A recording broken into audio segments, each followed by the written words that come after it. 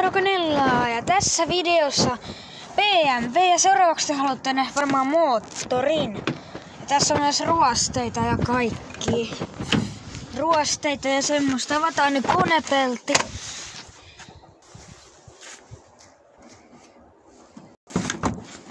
Yhdellä kädellä pikkasen vaikea avaa konepelti.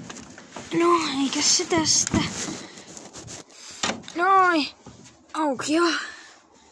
Mä en vielä näytä moottoria.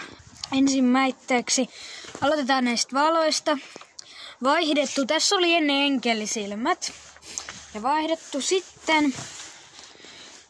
Tämä on vaihdettu. Ja täällä vähän sähköjä fiksailtu. Tää ilma. Tää on irron näköjään. Joo. Sitten täällä on nää putkistot uusittu. Sitten tämä. Sitten seuraavaksi voisin näyttää vaikka täältä. Täällä on nämä kaikki jarruputki jo uusittu. Täällä tää ilmastointi. Nämä on molemmat uusittu. Sitten. Nyt on se totuuden hetki. BMW-moottori. Ja nyt mä pienen kohdan pidän, että saatte arvata, mikä se voisi olla. Niin kuin mikä moottori, tai siis moottorin teho. Elikkäs V6, 3-litranen kone. V6, 3-litranen. Ei 3-litranen, vaan 3,5-litranen V6. Dieseli. Joo. Dieseli se vie niinku tossa pikkutiellä ajaessa jotain 7 litraa.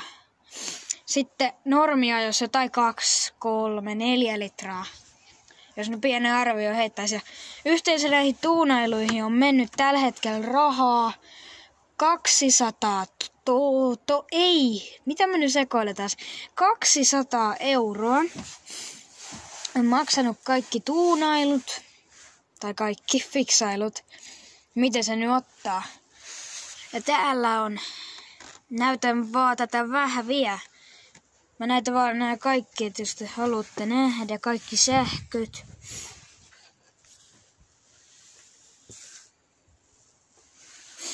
Joo. Sitten tämä jarrut on jumissa. Tiedän, täytyy korjata. Voidaan vähän koittaa hakata, jos se lähtisi. Ja jos joku haluaa tietää millä mä kuvaan, niin tää on GoPro Hero 7 Black. Koitetaan tätä vähän kiinni. Täällä on joku putkiloki, se kuuluu varmaan tähän. Veikkaisin, yritetään asentaa. En saanut.